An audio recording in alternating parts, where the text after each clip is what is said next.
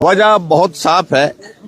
हिमाचल प्रदेश में कांग्रेस की पार्टी सत्ता में इस वादे के साथ, इस गारंटी के साथ आई थी कि 5 साल में 5 लाख नौकरियां देंगे और 1 साल में 1 लाख नौकरियां देंगे।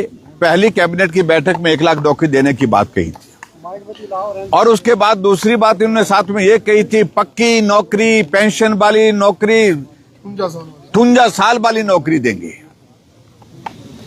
और अब जब जिस तरह से काम कर रही है पिछले 2 वर्षों से, तो सरकार की उस गारंटी की पोल खुल गई।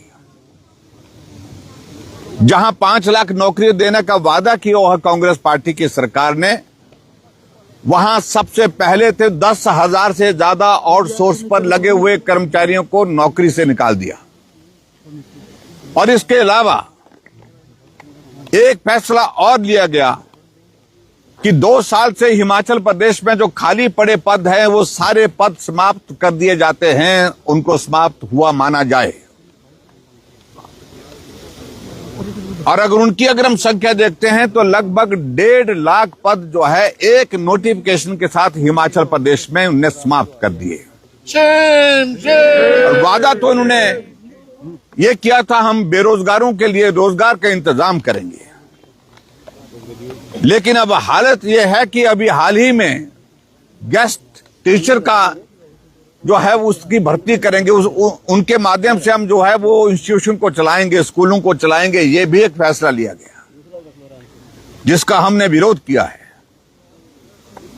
और हमने इस बात को स्पष्ट किया है कि हिमाचल प्रदेश में कांग्रेस ने कहा था कि 5 लाख नौकरी देंगे, पक्की नौकरी देंगे, पेंशन वाली नौकरी देंगे, 53 साल वाली नौकरी देंगे।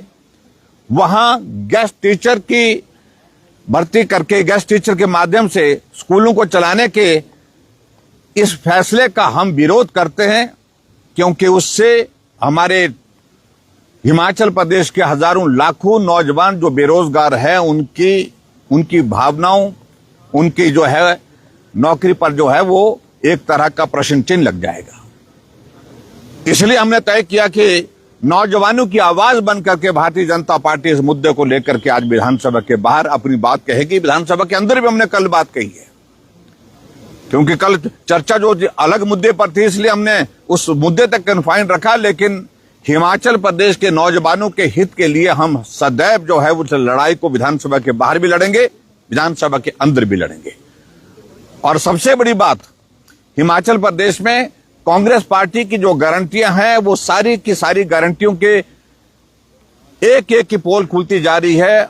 जो गारंटी दी थी उसके विपरीत काम करते जा रहे हैं। उस दृष्टि से भारतीय जनता पार्टी के विधायक दल ने आज तय किया कि नौजवानों के उस मुद्दे को लेकर के हम अपनी आवाज विधानसभा के बाहर पहले पेश करेंगे और उसके बाद विधानसभा के अंदर भी आज बात करने की हम कोशिश करेंगे।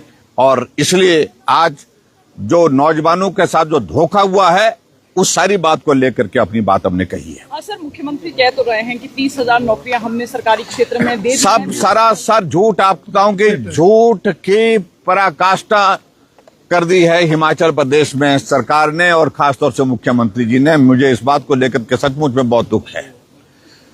और अभी तक हिमाचल प्रदेश में अगर नौकरियां लगी हैं तो नौकरियां वो लगी हैं जो भारतीय जनता पार्टी ने जिन भर्तियों की प्रक्रिया शुरू कर दी थी, पोस्टें क्रिएट की थी, भर्ती की प्रक्रिया शुरू कर दी थी, और वो काम पूरा होने के बाद नौकरियां उनको मिली।